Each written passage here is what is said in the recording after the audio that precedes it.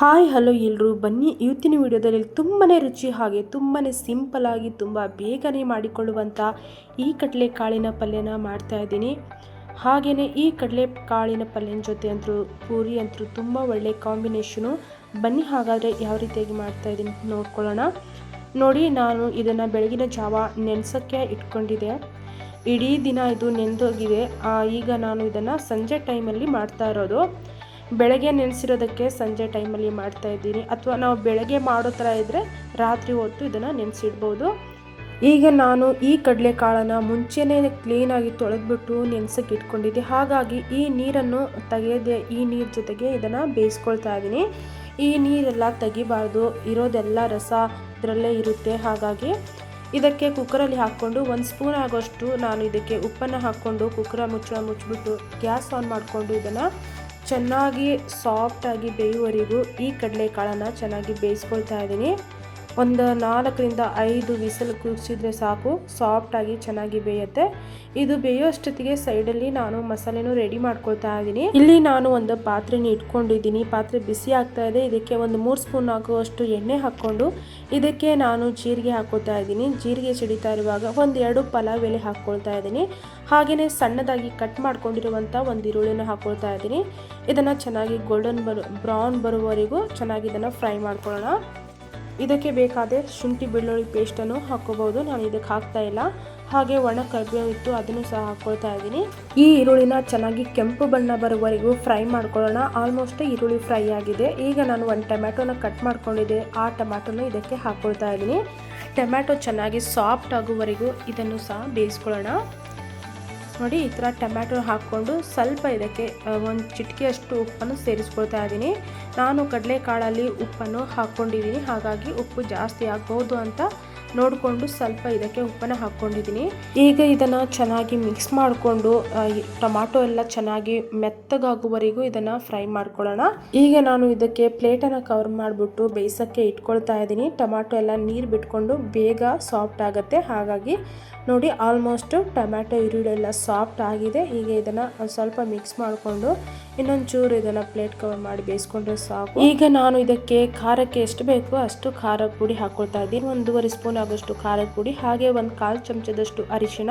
ಇಲ್ಲಿ ನಾನು ಚೆನ್ನ ಮಸಾಲೆ ತೊಗೊಂಡಿದ್ದೀನಿ. ಚೆನ್ನ ಮಸಾಲನ್ನು ಸಹ 1 ಸ್ಪೂನು 2 ಸ್ಪೂನ್ ಆಗೋಷ್ಟು ಹಾಕ್ಕೊಳ್ತಾ ಇದ್ದೀನಿ. ಈಗ ಇದಕ್ಕೆ ನಾನು ಚೆನ್ನಾಗಿ ಮಿಕ್ಸ್ ಮಾಡಿಕೊಂಡು ಬೇಯಿಸಿ ಇಟ್ಕೊಂಡಿರುವಂಥ ಕಡಲೆಕಾಳನ್ನು ನೀರು ಸಮೇತ ಹಾಕ್ಕೊಳ್ತಾ ಇದ್ದೀನಿ. ಇದಕ್ಕೆ ನೀರು ಕಡಿಮೆ ಇರೋದ್ರಿಂದ ನೀರು ಸಮೇತ ಹಾಕ್ಕೊಂಡಿದ್ದೀನಿ. ನೀರು ಜಾಸ್ತಿ ಇದ್ದರೆ ಅದನ್ನು ಸೋಸ್ಕೊಂಡು ನೀರು ಸ್ವಲ್ಪ ತೆಗಿಬೇಕಾಗುತ್ತೆ. ನಾನು ಇಲ್ಲಿ ಗ್ರೇವಿ ಥರ ಮಾಡ್ತಾಯಿಲ್ಲ, ಸಾಗು ಥರನೂ ಮಾಡ್ತಾಯಿಲ್ಲ. ಇದನ್ನು ನಾನು ಗಟ್ಟಿಯಾಗಿ ಮಾಡ್ತಾಯಿದ್ದೀನಿ, ಫುಲ್ಲು ಡ್ರೈ ಆಗಿ ಮಾಡ್ತಾಯಿದ್ದೀನಿ. ಹಾಗಾಗಿ ಈಗ ಇದನ್ನು ಪ್ಲೇಟನ್ನು ಕವರ್ ಮಾಡಿಬಿಟ್ಟು ಚೆನ್ನಾಗಿ ಕುದಿಸ್ಕೊಳ್ಳೋಣ, ಬೇಯಿಸ್ಕೊಳ್ಳೋಣ. ಈ ಥರ ನೀರೆಲ್ಲ ಆರಿ ಹೋಗುವವರೆಗೂ ಇದನ್ನು ಚೆನ್ನಾಗಿ ಬೇಯಿಸ್ಕೊಳ್ಳೋಣ. ನೋಡಿ, ಈಗ ಇದನ್ನು 1 ಕುದಿ ಬಂದ ಮೇಲೆ ಆಲ್ಮೋಸ್ಟ್ ಸ್ವಲ್ಪ ನೀರೆಲ್ಲ ಕಡಿಮೆ ಆಗಿದೆ. ಹಾಗಾಗಿ ಇದನ್ನು ಇನ್ನೂ ಸ್ವಲ್ಪ ಹೊತ್ತು ಚೆನ್ನಾಗಿ ಬೇಯಿಸ್ಕೊಳ್ಳೋಣ. ನೀರೆಲ್ಲ ಹಿರ್ಕೋಬೇಕು. ಹಾಗಾಗಿ ತುಂಬಾ ಸಿಂಪಲ್ ಆಗಿರುವಂಥ ರೆಸಿಪಿ, ತಿನ್ನೋದಕ್ಕೆ ತುಂಬ ಅಂದರೆ ತುಂಬಾ ರುಚಿಯಾಗಿರುತ್ತೆ. ನೋಡ್ತಾ ಇರ್ಬೋದು, ಆಲ್ಮೋಸ್ಟ್ ನೀರೆಲ್ಲ ಹೋಗಿದೆ. ಈಗ ಇದನ್ನು ಚೆನ್ನಾಗಿ ಮಿಕ್ಸ್ ಮಾಡ್ಕೊಳ್ಳೋಣ. ನೋಡಿ, ಈ ಥರ ನಾನು ಇದನ್ನು ಫುಲ್ಲು ಡ್ರೈ ಆಗಿ ಮಾಡಿದ್ದೀನಿ. ನೋಡಿ, ಈಗ ನೀರೆಲ್ಲ ಒಂಚೂರು ಇಲ್ಲದೆ ಹಾಗೆ ಫುಲ್ಲು ಡ್ರೈ ಆಗಿಬಿಟ್ಟಿದೆ. ಕಡಲೆಕಾಳು ಪಲ್ಯ ಅಂತೂ ಆಲ್ಮೋಸ್ಟು ರೆಡಿ ಆಯಿತು. ಈಗ ನಾನು ಮೇಲಿಂದ ಇದಕ್ಕೆ ಕೊತ್ತಂಬರಿ ಸೊಪ್ಪನ್ನು ಹಾಕ್ಕೊಳ್ತಾ ಇದ್ದೀನಿ. ಕೊತ್ತಂಬರಿ ಸೊಪ್ಪನ್ನು ಹಾಕ್ಕೊಂಡು ಮಿಕ್ಸ್ ಮಾಡ್ಕೊಂಡು ಇಟ್ಕೊಂಡ್ರೆ ಸಾಕಾಯಿತು. ಈ ಕಡಲೆಕಾಳು ಪಲ್ಯ ಅಂತೂ ರೆಡಿ ಆಯಿತು. ನೋಡ್ತಾ ಇರ್ಬೋದು ಎಷ್ಟು ಸಿಂಪಲ್ಲು, ಹಾಗೆ ತುಂಬಾ ಬೇಗ ಮಾಡಿಕೊಳ್ಳುವಂಥ ಈ ಕಡಲೆಕಾಳಿನ ರೆಸಿಪಿ. ಇದಕ್ಕೆ ಯಾವುದೇ ರೀತಿಯಾಗಿರುವಂಥ ಮಸಾಲೆಗಳನ್ನು ನಾನು ಹಾಕಲಿಲ್ಲ. ಇದಕ್ಕೆ ಬೇಕಾದರೆ ಎಲ್ಲ ಮಸಾಲೆಗಳನ್ನು ಹಾಕೋಬೋದು. ಗರಂ ಮಸಾಲ, ಧನಿಯಾ ಪೌಡರ್, ಜೀರಿಗೆ ಪೌಡರ್ ಎಲ್ಲ ಹಾಕೋಬೋದು. ಚೆನ್ನ ಮಸಾಲೆ ಇರೋದ್ರಿಂದ ಯಾವುದೇ ರೀತಿಯಾಗಿರೋಂಥ ಮಸಾಲೆ ನಾನು ಹಾಕಲಿಲ್ಲ. ಹಾಗೆ ನೋಡಿ, ಸೈಡಲ್ಲಿ ಪೂರಿನೂ ಸಹ ಮಾಡ್ಕೊಳ್ಳೋಕ್ಕೆ ರೆಡಿ ಮಾಡ್ಕೊಳ್ತಾ ಇದೆ. ಈ ಕಡಲೆ ಪಲ್ಯ ಜೊತೆ ಅಂತೂ ಪೂರಿ ಅಂದರೆ ಒಳ್ಳೆ ಕಾಂಬಿನೇಷನ್ ಅಂತಲೇ ಹೇಳ್ಬೋದು. ಅಷ್ಟು ಚೆನ್ನಾಗಿರುತ್ತೆ. ಗ್ರೇವಿ ಸಾಗು ಮಾಡೋಕ್ಕಿಂತನೂ ಈ ಕಡಲೆ ಕಾಳಿನ ಪಲ್ಯ ಈ ರೀತಿಯಾಗಿ ಡ್ರೈ ಆಗಿ ಮಾಡೋದ್ರಿಂದ ಎಷ್ಟು ರುಚಿಯಾಗಿರುತ್ತೆ ಅಂದರೆ, ಒಂದ್ಸರಿ ಈ ರೀತಿಯಾಗಿ ನೀವು ಮಾಡಿ ತಿಂದರೆ ಗೊತ್ತಾಗುತ್ತೆ ಇದರ ರುಚಿ ಎಷ್ಟು ಚೆನ್ನಾಗಿರುತ್ತೆ ಅಂತ. ಪ್ರತಿ ಸಾರಿ ಇದನ್ನು ಮಿಸ್ ಮಾಡಿದ್ರೆ ನಿಮ್ಮ ಮನೇಲಿ ಸಹ ಇದನ್ನು ನೀವು ಖಂಡಿತ ಮಾಡೇ ಮಾಡ್ತೀರಾ ಅಂತ ಅಂದ್ಕೋತೀನಿ. ಅಷ್ಟು ಚೆನ್ನಾಗಿರುತ್ತೆ. ನೋಡ್ತಾ ಇರ್ಬೋದು, ನಾನು ಈಗ ಕಡಲೆಕಾಳಿನ ಪಲ್ಯ ಹಾಗೆ ಪೂರಿನೂ ಸಹ ರೆಡಿ ಮಾಡ್ಕೊಂಡಿದ್ದೀನಿ. ನೋಡ್ತಾ ಇರ್ಬೋದು ಎಷ್ಟು ಚೆನ್ನಾಗಿ ಕಡಲೆಕಾಳು ಪಲ್ಯ ರೆಡಿಯಾಗಿದೆ ಅಂತ. ಈ ಥರ ಡ್ರೈ ಆಗಿ ಉದ್ರುದ್ರಾಗಿ ಮಾಡ್ಕೊಳ್ಳೋಂಥ ಕಡಲೆಕಾಳು ಪಲ್ಯ ಅಂದರೂ ಸೂಪರಾಗಿರುತ್ತೆ. ಪೂರಿ ಜೊತೆ ಒಳ್ಳೆ ಕಾಂಬಿನೇಷನ್ ಆಗಿರುತ್ತೆ.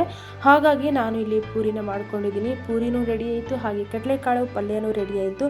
ನೋಡಿದ್ರಲ್ವಾ, ತುಂಬಾ ರುಚಿಯಾಗಿ, ತುಂಬಾ ಸಿಂಪಲಾಗಿ, ಹಾಗೆ ತುಂಬ ಬೇಗ ಆಗೋ ಥರ ಈ ಒಂದು ಕಡಲೆಕಾಳಿನ ಪಲ್ಯ ರೆಸಿಪಿನ ಮಾಡಿದ್ದೀನಿ.